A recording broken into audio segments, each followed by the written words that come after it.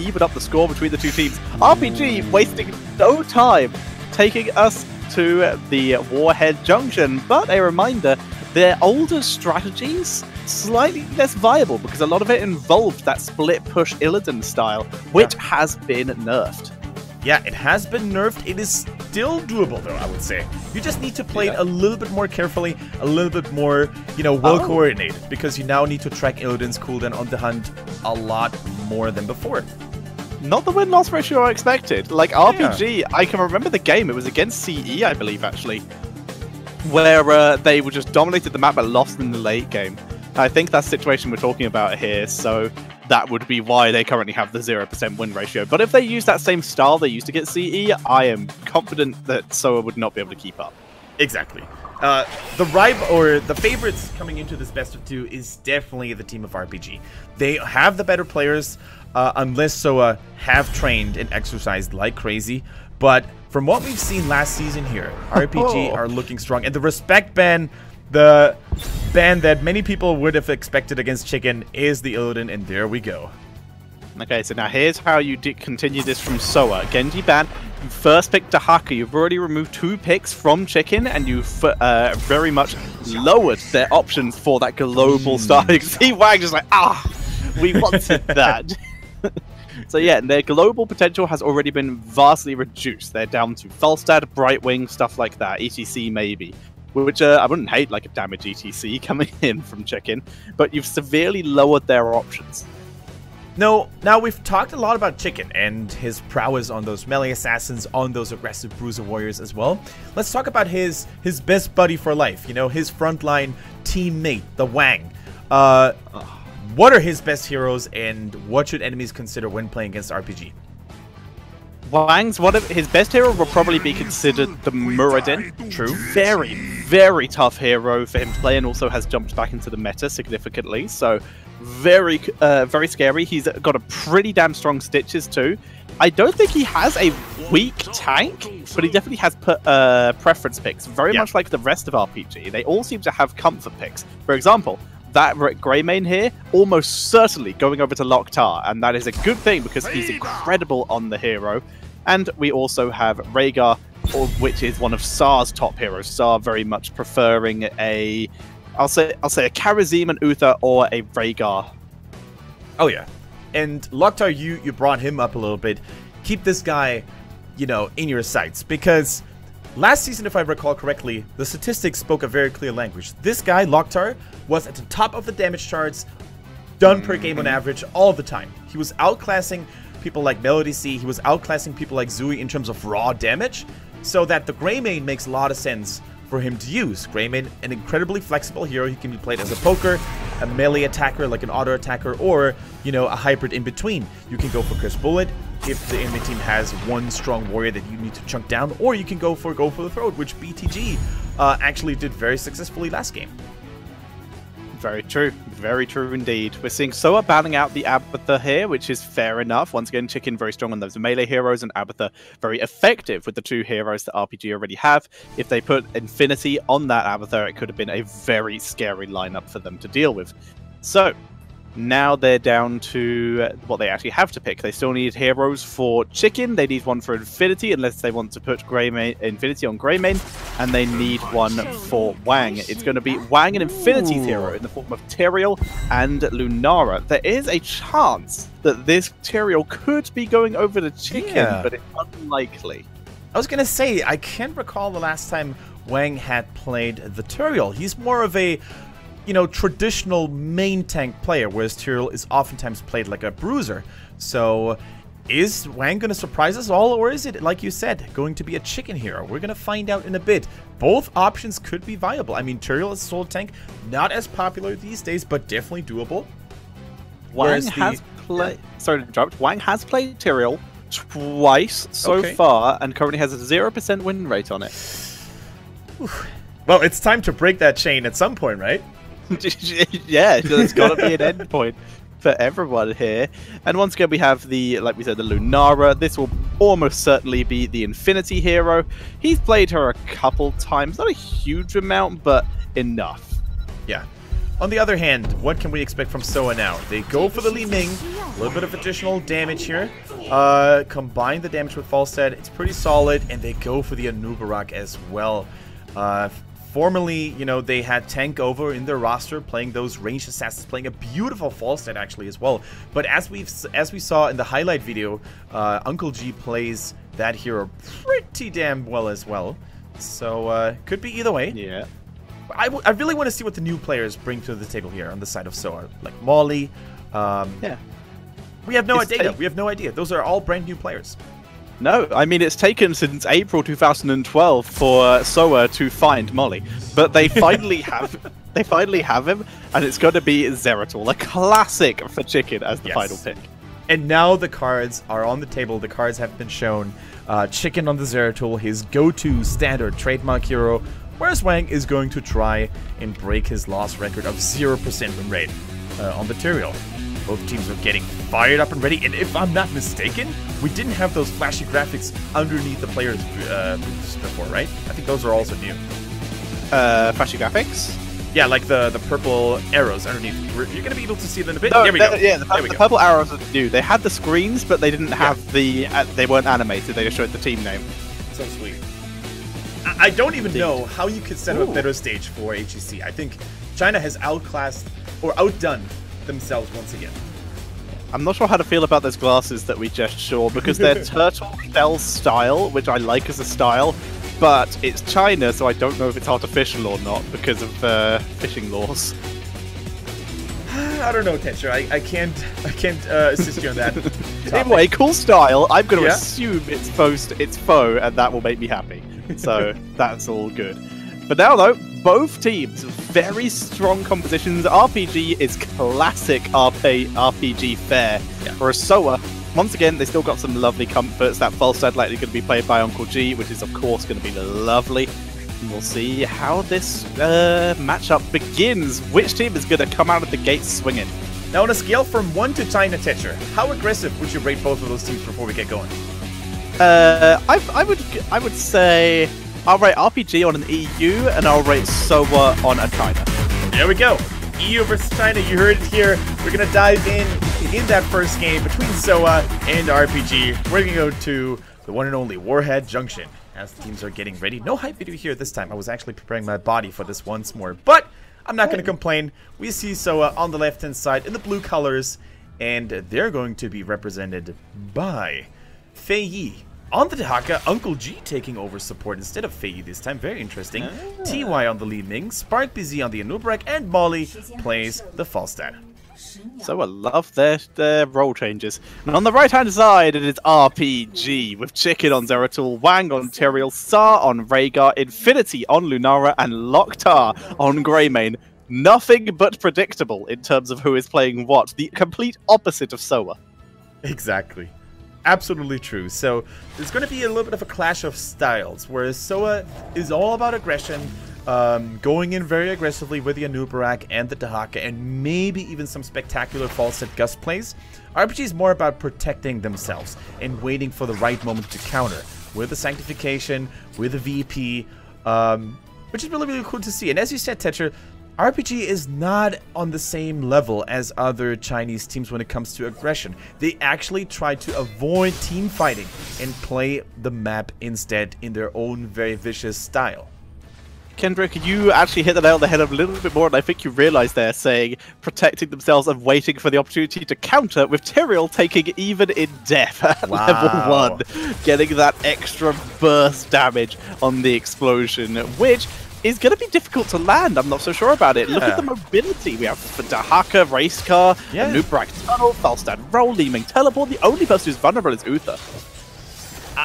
I don't know what to say. You are perfectly right. All of the heroes, except for Uther on the side of SOA, have one way to get out of there. The burrow, the countless dashes and burrow charges, the teleport. I mean, the only way how you could maybe like force that plays with a VP, but you don't want to get to the point where you lose your Tyrael only to make it explode after a VP. That's next level, even for China. That would be next level if you found a way to like fight a boss, have Tyrael purposely die to boss, and then combo. Press Tyrael's self-destruct button. Why can't I damage my own teammate? I must kill Tyrael to win the game. But no, for now, we see the rotation from SOA trying to put pressure on the top lane. Does drop Infinity a little bit lower, and it will probably guarantee them at this top this top nuke. Whereas we are seeing RPG looking for the middle nuke, Zeratul even moving down to put pressure onto Molly to make sure that this is not interrupted. It is delayed, but now Dahaka using that global is going to come down here, and it looks like we are going to see just a full fight over this middle nuke. And that was a really cool piece of information here we had at the lower left bottom of your screens.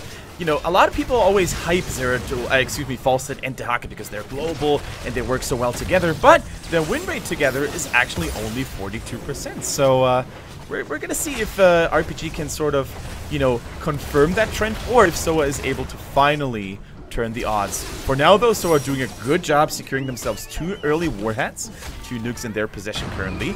Falstad using his mobility as well to get back in lane and continue to soak. Very, very nicely done. Now they just need to utilize those nukes. They need to get some early damage done on the towers, destroying fountains. Also very, very important. And they successfully dropped them here. Now all they need to do is destroy those towers to expand their XP lead even further.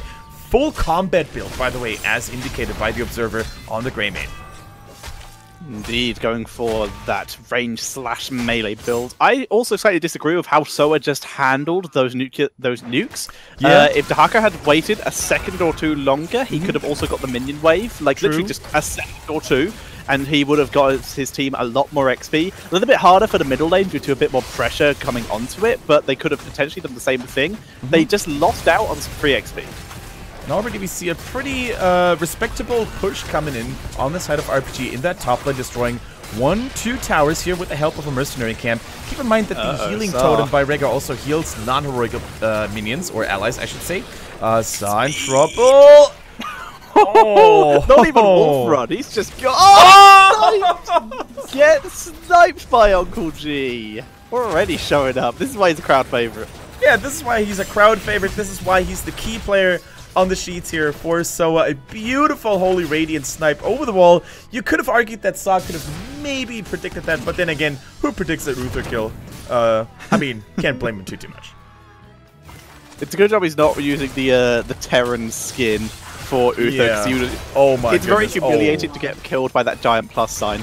Down goes Infinity. Seeing some Merc camps being done by RPG, Chicken and Locktar doing them together. Unfortunately, this means top is undefended.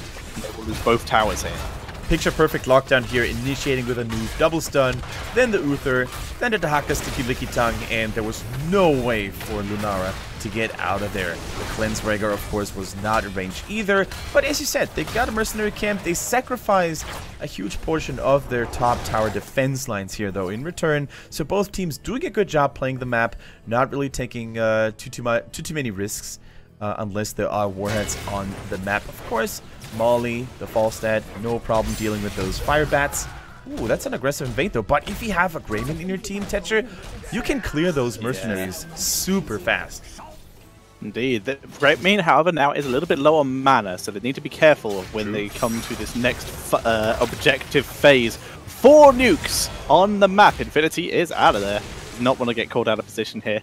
But yeah, 4 nukes on the map. Looks like we're going to see the immediate trade of the side to side. Dahaka will be zoned out, as will a noob, so they will get at least those. Zeratul is going to try and contest Falstad, helping the Greymane here. Falstad does not get killed. Dahaka has arrived though, so they're going to fight over this bot one, while the rest of the players, it's going to be a 3v3 in mid and a 2v2 in bot. Locktar in danger. He's once again still Yeah, he's still out of mana. He still needs to take a sip from the healing fountain or teleport back to base immediately if he wants to participate. Saw squished and sandwiched. No escape here. He also had a nuke. Oh no, he dropped a nuke. That's huge for SOA. Second time that Saw has been caught out of position very far forward, trying to be a sort of body blocker for his team. And it's now that's going to be all 4 nukes potentially going over to SOA. Again, another nuke phase, just completely being dominated by them here. Yeah, level 10 of course as well. Yeah, level 10 has arrived, and now there is nothing RPG can do to really contest those objectives anymore if they don't want to risk losing even more team members. Once again, I don't agree with this position here of the nuke. They should have landed, or they should have aimed it right at the fort, because let's face it, the gate and the tower, they would have fallen anyway. So a slight mistake here on the store. It doesn't really matter. The fort is going to fall anyway. So they still have 2 nukes in their possession. You want to use them a little bit carefully. Answers for healing here. Better be safe than sorry for Wang. But I'm not feeling this team composition by RPG. They have very little lockdown. They have very little playmaking capabilities so far. What do you think, Tetcher? I'm feeling the comp, I'm not feeling the execution. They're not utilizing this comp to the best of its abilities. It now has level 10 though. This could be where they start to turn it round. But right now, it looks okay. They have the Quicksilver bullets on the form of Greymane, so they have a little bit of extra range to play safer. They just need to stop treating Rhaegar like a frontliner. It's been him who's gone down 2 out of the 3 deaths that SOA have been able to pick up so far. Yeah. And keep in mind that the more time goes by, the more powerful Lunara is going to be. And Uther, who is traditionally a single-target burst healer, struggles against all the damage over time on AoE targets that Lunara can provide. So if they manage to stall out those fights a little bit more, if they manage to use their heroic abilities in coherence, then I think RPG has what it takes to still take the game. As you said, Tetra, not all is lost just yet, but they really need to keep to get going.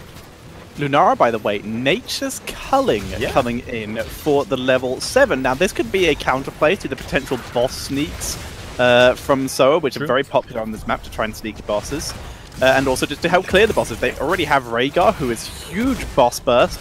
So if they sent Rhaegar, Lunara, and potentially Rhaegar, Greymane, Lunara to a boss, they could try and steal. Double nuke being dropped here. That means this lane is gone. Yeah. But what they're doing here is gaining more value out of the Merc camp. But Infinity already here, beginning to clear it up.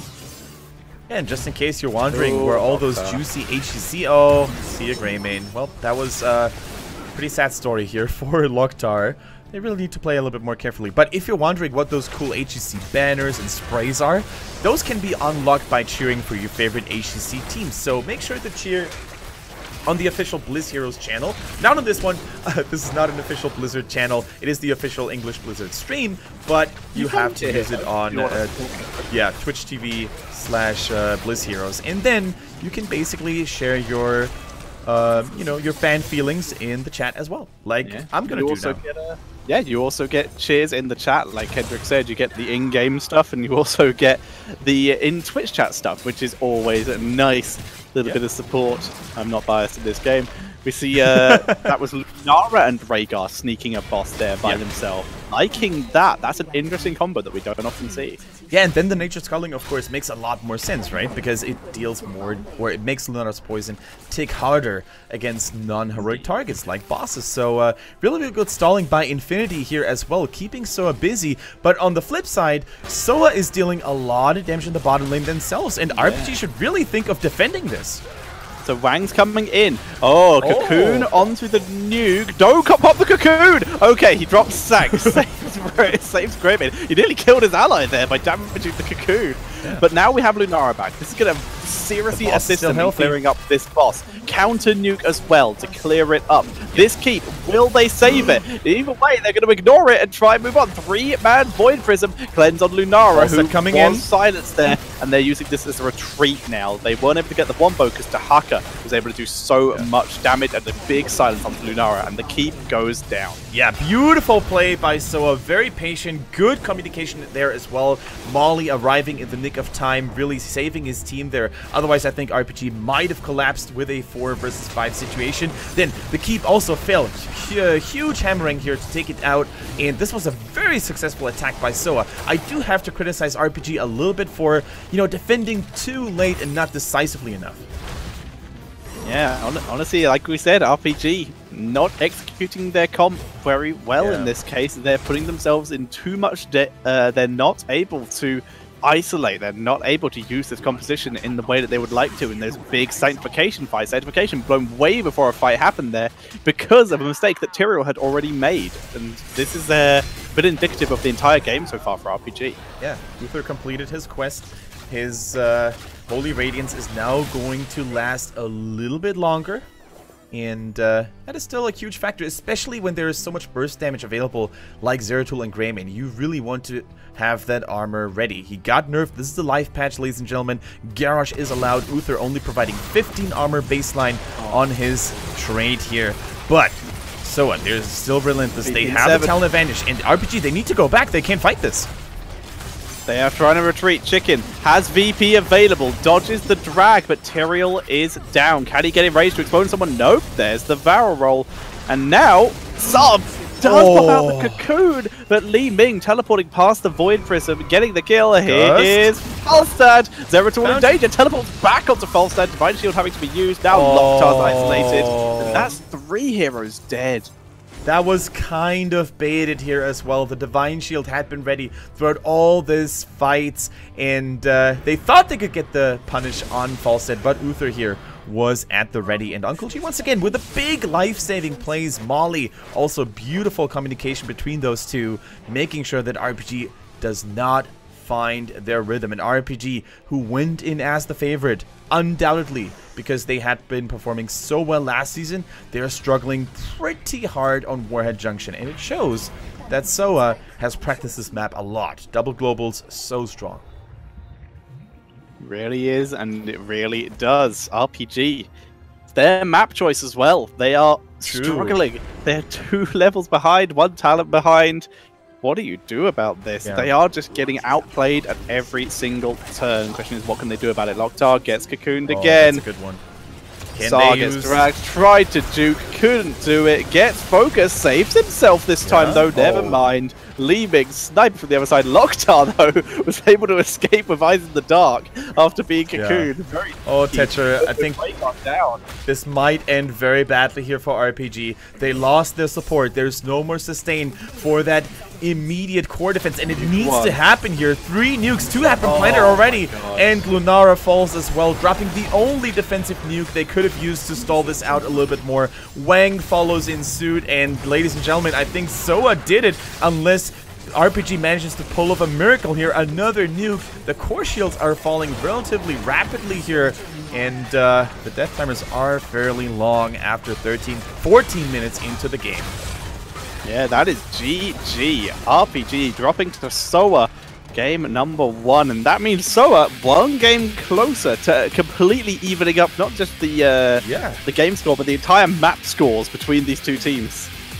That was a quickie Tetra. On Warhead Junction, games can end a little bit faster, but 14 minutes in a game like this, where you expect both teams to at least face each other head on, that is quite the feat here on the side of SOA, and they continue the trend of looking better each season. Holy cow.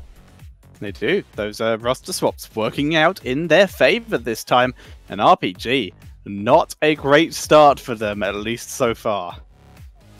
Not a great start indeed, and they will have to seriously question themselves. Can we go for this kind of weak Tyrael again? No disrespect on Wang. I adore his playstyle, and I really value him very highly in HGC China especially, but he looked a little bit lost on the Tyrael. No lockdown. He couldn't go for his trademark aggressive plays next to Chicken, right? They're known to rock something like, let's say, Illidan Muradin, where you have stun after stun, and Wang can just overextend because he's never going to die. Anyway, in this game, the sanctifications weren't really there, the pressure wasn't really there, and you need to do that if you want to track SOA down.